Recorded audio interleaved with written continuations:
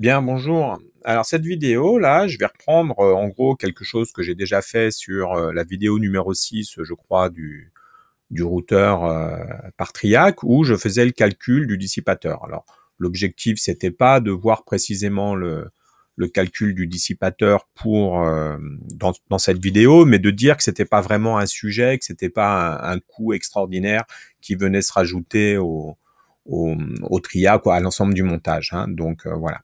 Et j'ai eu un commentaire qui m'a un petit peu surpris sur un ton légèrement agressif, enfin très légèrement agressif, hein, j'ai trouvé en tout cas. Voilà, le calcul du dissipateur est erroné sur plusieurs points pratiques. Prendre une température ambiante de 30 degrés, c'est tout sauf réaliste. Tout le monde n'est pas dans un bureau climatisé. Alors je crois qu'on n'a jamais envisagé de mettre des routeurs dans des bureaux climatisés.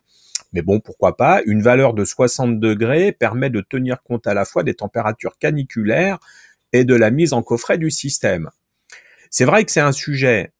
Quelle est la température ambiante dans laquelle on va travailler le composant, et cette température ambiante influe directement puisque entre la température ambiante et la température de jonction, on va partir de cette température ambiante. Donc partir de 30 degrés ou de 60 degrés, si je pars de 60 degrés, je me rajoute 30 degrés de plus, quoi. Et plus je pars haut, plus il est difficile d'éviter de monter jusqu'à la température critique de la jonction. Donc c'est un vrai sujet. Alors comment c'est traité? Alors déjà, bon, faut rester un peu les pieds sur terre. 60 degrés, ça brûle, hein. À partir de 50 degrés, on se brûle. Donc un boîtier à 60 degrés, faut pas y toucher. Dans un environnement domestique, enfin moi je jouerais pas avec un boîtier où la température intérieure est à 60 degrés. Si j'ai 60 degrés, je ventile pour évacuer la chaleur et qu'elle ne s'accumule pas dans mon boîtier. Est-ce que 30 degrés c'est plus réaliste? Moi, dans mon environnement prévu, qu'il faudrait préciser, où le Triac, le dissipateur, est placé à l'extérieur du boîtier, comme je l'ai vu assez souvent, qu'il faudra garder un boîtier avec un espace pour une convection naturelle, ça me paraît raisonnable. Mais en réalité, quand vous avez des appareils, ils sont vendus avec un déclassement. C'est-à-dire, je prends le cas d'un variateur, vous prenez un variateur, il a son dissipateur, etc. Voilà. Si vous montez à 3000 mètres d'altitude, la ventilation, l'air est moins dense et en fait, son refroidissement n'est pas le même. Donc, vous avez un déclassement en fonction de l'altitude. C'est-à-dire que votre variateur qui est vendu pour, je sais pas, 4000 watts, 4 kVA, et quand vous appliquez la relation de déclassement que vous donne le constructeur, vous ne pourrez plus que l'utiliser à 3,5 kVA par exemple. Bon, après, faut lire la doc du constructeur, mais il y a la notion de déclassement. La notion de déclassement, elle se fait en altitude, elle se fait aussi en fonction des zones dans lesquelles on utilise. Le boîtier est conçu pour fonctionner à une température ambiante de 25 degrés. Si vous l'utilisez au Maroc en extérieur, là où il fait 40 degrés parfois, vous allez avoir un déclassement de votre appareil, et ça, c'est le constructeur. Parce qu'à la base, on fait pas le truc qui fonctionne partout sur Terre dans toutes les conditions. Ça coûte trop cher. Ça coûte trop cher. Je vais pas faire un appareil, un routeur que j'ai prévu de vendre, je sais pas moi, dans le nord de la France, et je vais pas le concevoir pour fonctionner à Marrakech. Non, non. Non, celui qui veut l'acheter et le faire fonctionner à Marrakech, je mettrai sur la notice, éventuellement, je lui dirai soit que c'est interdit, qu'il n'est pas fait pour fonctionner à des températures ambiantes supérieures à, soit je lui dirais, si tu l'installes dans là où il y a 50 degrés, tu as un déclassement de X% de la valeur maximum du... Voilà, donc c'est pas... Voilà, je pense que tout ça, c'est des hypothèses de fonctionnement. Il n'y a pas d'a priori, c'est complètement con d'avoir fait ça. Non, ça, c'est pas vrai. J'ai fait un cours d'ailleurs sur le calcul des dissipateurs, alors qu'il vaut ce que ça vaut, c'est bien, c'est pas bien, il a le mérite d'exister. Voilà. Après, on peut critiquer tout ça. Voilà. Donc, je sais un petit peu de quoi je parle quand même. Prendre une température maximum de 125 degrés, c'est suicidaire, du moins pour la durée de vie des composants. Oui, ça on sait, on se cale pas. S'il y a 1 degré de plus, ça meurt. Oui, mais qui dit que j'ai pris... Alors, j'ai pris cette température, effectivement. Les marges de sécurité, après, on les met où on veut. Il faut les mettre. Donc après, voilà, il faut pas la mettre 10 fois. C'est ça le problème, il faut pas dire je prends de la marge sur la puissance, je prends de la marge sur la température ambiante, je prends de la marge sur la température du silicium. Alors après, c'est sûr, le truc, il va pas griller. Ah ça c'est sûr, hein, si on met ceinture, bretelles, etc., le pantalon il va pas tomber. C'est certain, mais ça finit par coûter cher et ça finit par faire des usines à gaz. Et c'est pas l'objectif non plus. Sauf si on vend du matériel ultra haut de gamme. Encore une fois, c'est un problème de coût tout ça. C'est un problème de cahier des charges et de qu'est-ce qu'on va vendre, à qui on va le vendre et quel est le marché visé. Enfin, c'est un problème complexe, hein. L'interface thermique entre le composant et le radiateur n'est jamais parfaite, il faut ajouter 0,5 degrés Celsius. Ben oui, je sais, c'est dans mon cours, hein, voilà, on sait. Le tableau présenté pour RTHJC est erroné. Un top isolé présente par construction une résistance thermique supérieure à celle d'un top 3, non isolé, il faut comprendre. Une valeur de 0,9 degrés Celsius par war est plus réaliste. Ben, elle est carrément réaliste puisque c'est la valeur donnée par le constructeur pour un top 3 isolé. Elle est donnée, cette valeur, pour un top 3 isolé. Faut lire les docs constructeurs.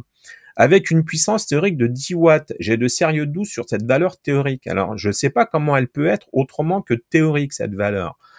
On fait les calculs de perte. Moi, j'ai jamais vu. Alors oui, j'ai fait des montages, on mesure les courants. Il faut du matériel qui coûte cher, hein, parce qu'il faut les suivre, les courants qui commutent dans les interrupteurs.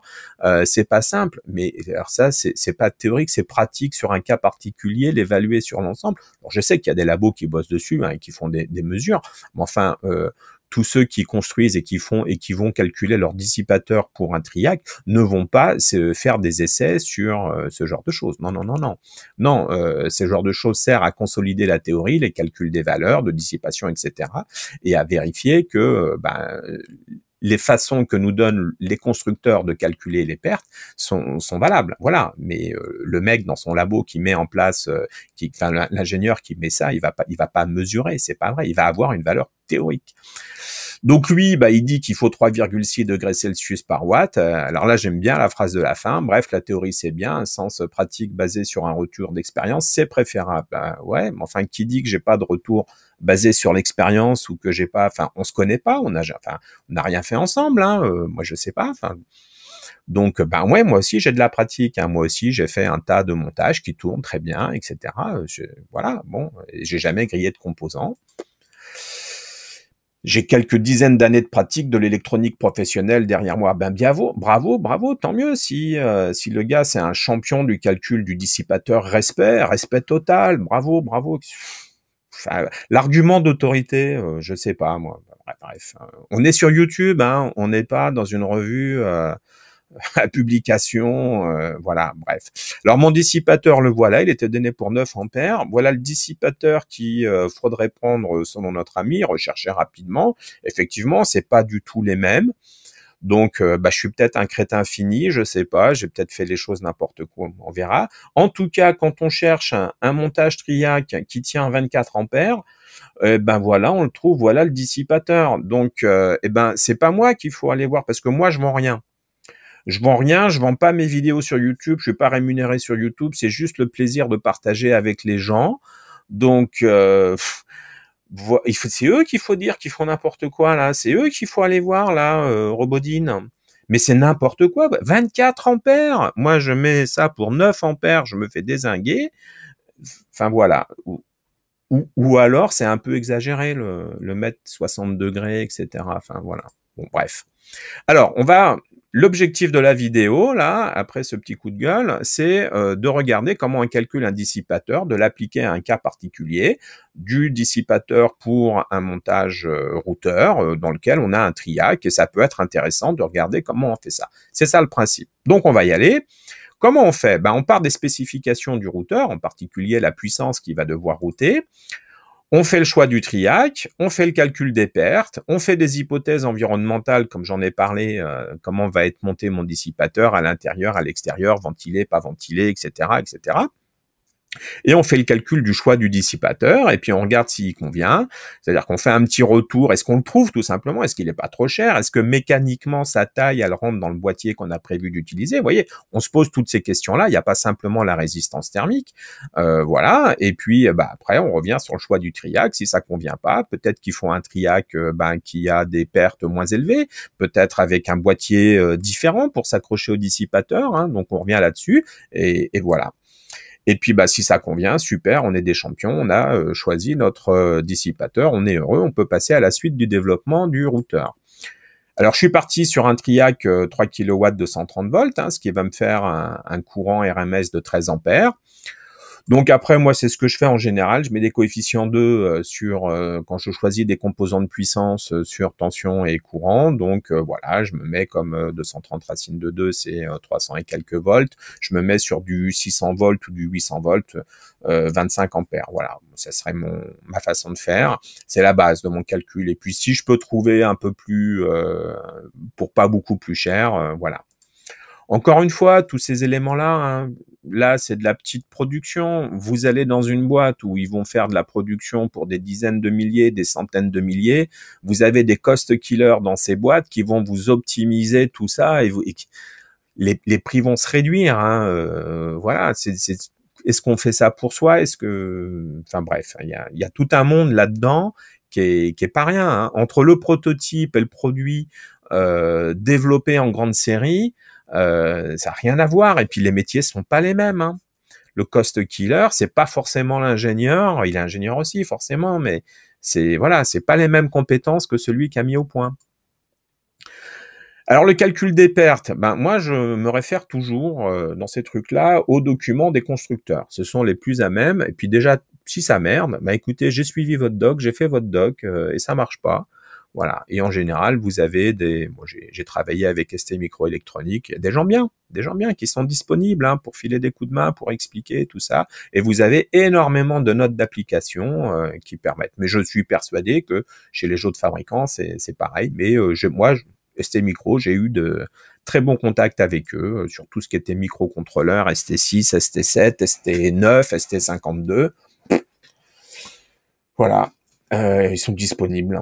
Alors, ils nous disent que pour calculer le dissipateur d'un triac, on a une relation ici qui nous dit que c'est VT0, ITAV, donc le courant moyen plus RD, le courant efficace. Hein, c'est la relation que j'avais donnée dans mon exemple en disant que quelque part, quand le triac conduit, il se comporte comme une diode. Je sais pas, c'est ma valeur théorique qui semblait ne pas aller, ne pas convenir. Peut-être, hein, je suis un crétin. En tout cas, faudrait expliquer à ST que leur note d'application, elle est pas bien. Hein. Enfin, c'est des valeurs toutes théoriques, ça. Bref, hein, le dissipateur du triac, on va donc le calculer, et quand on est plein onde, puisque c'est le moment où on a le plus de pertes, donc on va utiliser cette relation-là, puisque là c'est la relation, le 2 racine de 2 sur pi, c'est ce qui me permet de passer d'une valeur efficace à une valeur moyenne lorsque j'ai ce type-là, ou un redressement sur une demi-période quand je prends la valeur moyenne, hein, c'est ça. Voilà, on va appliquer cette relation, et puis cette relation, on l'applique, elle est là. Alors, qu'est-ce qu'il me faut? Il me faut VT0, il me faut RD. Je prends la doc de mon triac. Hein, j'ai pris, je sais plus lequel, là-dedans. On verra tout à l'heure. Donc, je prends VT0 et RD. Qui sont donnés là, 0,85 volts et 10 milliohms, et puis j'applique ma relation et je trouve 11,3 watts qui correspondent à mes 3000 watts, et je trouve 7,4 watts qui correspondent aux 2000 watts du calcul que j'avais fait. Alors pourquoi j'ai pris 3000 watts? Au fait, je l'ai pas dit. Parce que mon ballon d'eau chaude, il a 2,4 kW, et donc pour avoir un petit peu de marge dans mon routeur, qui soit pas taillé pile poil pour les 2,4 kW, je fais un routeur 3 kW, et qui en courant, on arrive à des valeurs des marges de sécurité qui sont assez élevées au final. Alors on regarde un peu encore une fois les calculs des pertes, on va pas tout le temps faire. Pour un fonctionnement pleine onde, le constructeur nous donne des courbes ici, donc on part du courant et puis on trouve, voilà, ben, on retrouve nos 11 watts, ou on retrouve, quand on a le courant qui correspond à 2000 watts, on retrouve nos 7 et quelques watts, donc tout ça c'est cohérent. Bon, encore une fois, il faudrait sans doute que ST revoie ses courbes, tout ça c'est faux, hein, c'est purement théorique. Alors, la question qu'on se pose toujours en suivant la note d'application, la première question qu'on se pose avant de choisir le dissipateur, c'est est-ce qu'il faut bien un dissipateur? Donc là, toujours pareil, on nous explique, bah, vous prenez votre température de jonction, vous partez de votre température ambiante, vous rajoutez la résistance thermique fois la puissance à dissiper, et vous avez votre température de jonction. Si vous dépassez la température critique du composant, bah, vous êtes obligé de mettre un dissipateur, sinon vous n'êtes pas obligé de le faire.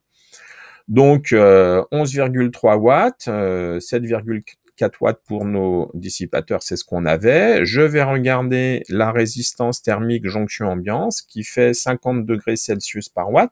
Donc 50 degrés Celsius par watt, ça veut dire que pour 1 watt à dissiper, ma température s'élève de 50 degrés. Donc pour 7 watts à dissiper, ma température s'élève de 350 degrés, et même plus. Bah ouais, non, ça va pas marcher, il faut absolument un dissipateur. Bah très bien, donc à ce moment-là, toujours la note d'application nous donne un modèle thermique. Alors tout ça, c'est de l'empirique, hein. Faut pas prendre ça au pied de la lettre, hein. Faut bien comprendre qu'il y a des dissipateurs, ils s'encrassent, il y a des surfaces quels sont les composants qu'il y a autour, comment l'air va circuler autour du composant. Tout ça, c'est très, très empirique, hein. Il faut bien avoir conscience de ça. Donc c'est pour ça qu'on prend des marges de sécurité là-dessus. Mais c'est pour ça que non plus, il faut pas, encore une fois, aller trop loin dans les marges de sécurité. Et effectivement, l'expérience de celui qui fait ses montages, qui crame des composants, etc., bah, va le guider. On a tous un petit peu nos manies pour mettre nos marges de sécurité là où on les aime quelque part. Et c'est pour ça que je redis que le cost killer et l'ingénieur développement, c'est pas du tout les mêmes. Parce que l'ingénieur développement, bah lui, oui, il va avoir tendance à faire un truc qui marche parce qu'il veut que son prototype il marche. Mais après, en phase de production, si on gagne 10 centimes ici, si on gagne 5 centimes là, si on retire cette résistance là, si on retire ce petit condo là, etc., et ben sur des millions de produits, bah ça fait des millions d'euros à la fin d'économiser, hein. Alors bon, alors on part de la jonction et puis on a la résistance thermique entre la jonction et le boîtier, entre le boîtier et le dissipateur, et entre le dissipateur et l'ambiance. Ce qu'on recherche, nous, c'est ça. Et ces données-là, il va falloir les trouver pour pouvoir calculer ça. D'accord? Donc, il nous faut la température ambiante, il nous fait la température maximum à laquelle on va faire travailler notre jonction, et il va falloir rechercher ici la résistance thermique, et c'est ça qu'on va rechercher dans un catalogue de constructeurs de boîtiers. Alors, on continue à lire la doc, hein, la note d'application, qui nous explique que, ben ouais, on a des versions isolées et non isolées. Alors, c'est quoi cette version isolée, non isolée? C'est-à-dire que quand vous avez des composants électroniques de puissance, des fois, pour des raisons pratiques, vous avez une des pattes qui est reliée au boîtier. Alors ça, c'est pas gênant, c'est pas trop gênant si c'est encapsulé, si c'est dans un boîtier puis qu'on n'y met pas les doigts. C'est plus gênant si le dissipateur est à l'extérieur et qu'on peut le toucher. Surtout si on a du 230 volts sur cette partie-là, mais même si on avait le neutre, je m'amuserais pas à ça, moi, clairement. Donc, on prend des boîtiers. Alors, on a deux solutions quand c'est comme ça. Soit on a un boîtier non isolé et on va rajouter du mica, un isolant, quoi, entre les deux, soit on va acheter le composant directement isolé. Ce que nous explique ST, là, c'est que chez eux, ils vendent souvent la version isolée et la version non isolée, et que la version isolée aura toujours alors, elle a une résistance thermique plus élevée que la version non isolée, mais les deux boîtiers isolés, donc soit le boîtier non isolé avec son isolant, soit le boîtier directement isolé, le second aura toujours une résistance thermique plus faible que si on rajoute l'isolant ensuite. Alors, c'est ce qui démontre ici par un exemple, hein. J'achète la version isolée, donc je rajoute mes 0,5 degrés thermiques, j'arrive à 2,6 au total. Si j'achète le boîtier isolé, je vois bien que je pars d'une valeur plus basse. Ici, j'avais 2,1, là j'ai 1,2. Par contre, il faut que je rajoute un 7 pour le mica isolant et la graisse. J'arrive à 2,9 au total, vous voyez. Donc, il vaut mieux prendre, c'est ce qui nous explique, la version isolée. Il faudra pas oublier quand même de rajouter les 0,5% liés à la graisse thermique. Les 0,5 degrés Celsius par watt, pardon. Alors, bah voilà, du coup, on commence à avoir des éléments. Alors, on prend la relation qu'on a vue tout à l'heure pour calculer la résistance thermique entre le boîtier, entre le dissipateur et l'ambiance, hein, la résistance thermique du dissipateur. Alors, on avait nos 11 watts de perte, hein, j'ai laissé tomber mon boîtier à 2000 watts. Hein. On prend la résistance thermique de notre graisse, une température ambiante de 30 degrés. On va chercher donc des éléments ici, on voit bien qu'on l'a. En top 3 isolé, notre dissipateur, donc on prend 0,9 degrés Celsius par watt, c'est donné par le constructeur. Hein, et donc voilà, on va prendre ces valeurs-là. On va prendre la température de jonction, on prend 125 degrés. Alors, est-ce qu'on va prendre 125 degrés? On peut partir de 125 degrés et se rajouter des marges. On peut aussi aller voir un petit peu la doc constructeur qui nous explique qu'en fonction du courant RMS, bah, je vais avoir une valeur à ne pas dépasser. Donc nous, voilà, c'est le BTB 41 que j'avais choisi. De mémoire, 40 ampères, 800 volts. Hein, donc on a de la marge hein, par rapport au courant qu'on avait, de 13 ampères. Mais ça réduit les pertes, tout ça. Hein. Et donc, bah, je regarde, je cale mon courant là-dessus et je me rends compte que oui, il faudrait peut-être que je prenne 120 watts et puis ici que je prenne pour mes 2000 watts, que je prenne, pardon, 120 degrés ou 122 degrés. On n'est pas très loin des 125 degrés, voilà, ça fait pas un gros écart. Voilà. Et donc ça nous amène à une résistance thermique de 6,3 degrés Celsius par watt pour un routeur 3000 watts ou de 11 degrés Celsius par watt pour un routeur 2000 watts. Voilà. Bon, tout ça, alors le constructeur va même jusqu'à nous dire, vous savez, vous n'êtes pas obligé d'acheter un dissipateur, vous pouvez mettre ça sur une plaque, soit de cuivre, soit d'aluminium, soit d'acier, et puis là, vous avez en fonction de l'épaisseur de votre plaque, vous avez la résistance thermique qui est donnée ici. Donc on tape autour de 5 et on voit qu'il faut autour de 15 cm. C'est la taille du boîtier Arson à peu près, hein, 15 cm. Donc vous voyez, on est avec un montage sur boîtier, sur une plaque d'aluminium de 15 cm. Alors comme elle fait pas 15 cm, on fait presque 18 je crois de haut, je sais plus.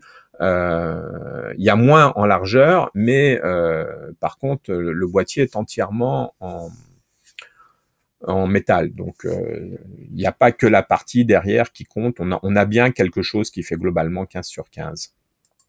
Encore une fois, c'est de l'empirique tout ça, hein, il faut pas l'oublier. Donc, bah voilà, on a nos deux résistances thermiques. On peut chercher à mettre ça sur un boîtier.